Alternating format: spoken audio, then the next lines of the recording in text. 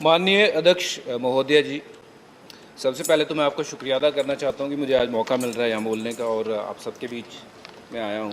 तो माननीय महोदय जी, मैं अफ़गानिस्तान में गुरुद्वारे और सिखों पर हो रहे हमले के बारे में बोलने के लिए खड़ा हुआ हूँ। ये एक ऐसा मुद्दा है जिसने न केवल दुनिया के किसी भी कोने में रहने वाले हर सिख की भावना को आहत किया है, बल्कि ये एक सिख होने की पहचान पर हमला है। इस तरह के हमले हमें कई सवाल करने के लिए मजबूर कर देते हैं कि ये हमले हमारे ऊपर ही क्यों हमें निशाना बनाया जा रहा है। दुनिया भर में गुरुद्वारे, चाहे वो कोविड के दौरान या गुरुद्वारे ही नहीं थे, वो भोजन और हर तरीके की चीज़, ऑक्सीजन को लेकर के उन्होंने हर तरीके की चीज़ लोगों के लिए उपलब्ध की थी। स्वतंत्रता के बाद के समय की बात करूं तो देश के सिखों के योगदान के बारे में हम सबको पता है। जीडीपी की बात करूं, रोजगार की बात करूं या दान धर्म की बात करूं तो सिख हमेशा सबसे आगे रहा है। सिख समुदाय भारत और अन्य देशों के बीच संबंधों में एक मजबूत कड़ी रहा है। वो अपने साहस, पराक्रम और कड़ी मेहनत के लिए जाने जाते हैं। और ये सब होने के बावजूद हमारे साथ ऐसा सलूक क्यों?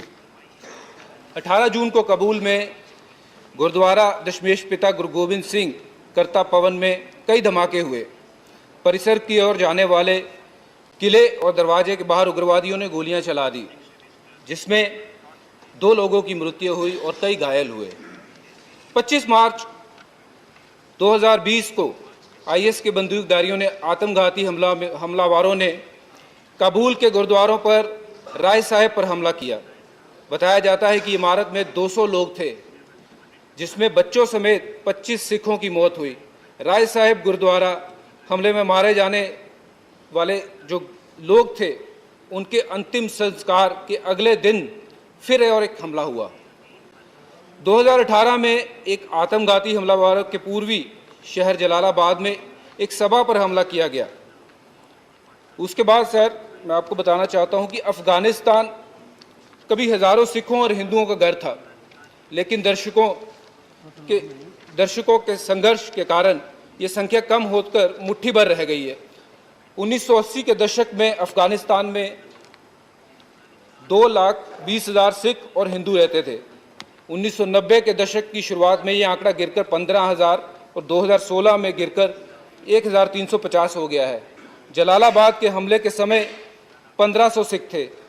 अब उसके बाद लोगों ने ये सोचा कि हम यहाँ नहीं रह सकते। तालिबान के सत्ता में लौटने से 300 लोग और कम हो गए, 300 सिख और कम हो गए हैं। अब केवल वहाँ पे 150 के आसपास। प्लीज हरभजन जी 0 और को 3 मिनट ही टाइम देते। आपने अच्छा महत्वपूर्ण विषय उठाया, मगर नहीं मैं अलाउ करूंगा, मगर वो रिकॉर्ड पे नहीं जाएगा। देख तो स्टाफ पता है। राइट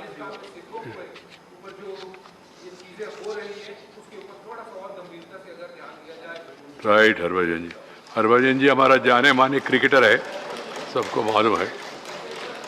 जो इन्होंने विषय उठाया वो महत्वपूर्ण विषय है, तो मेरे ख्याल से विदेश मंत्री उसके ऊपर और ध्यान देंगे।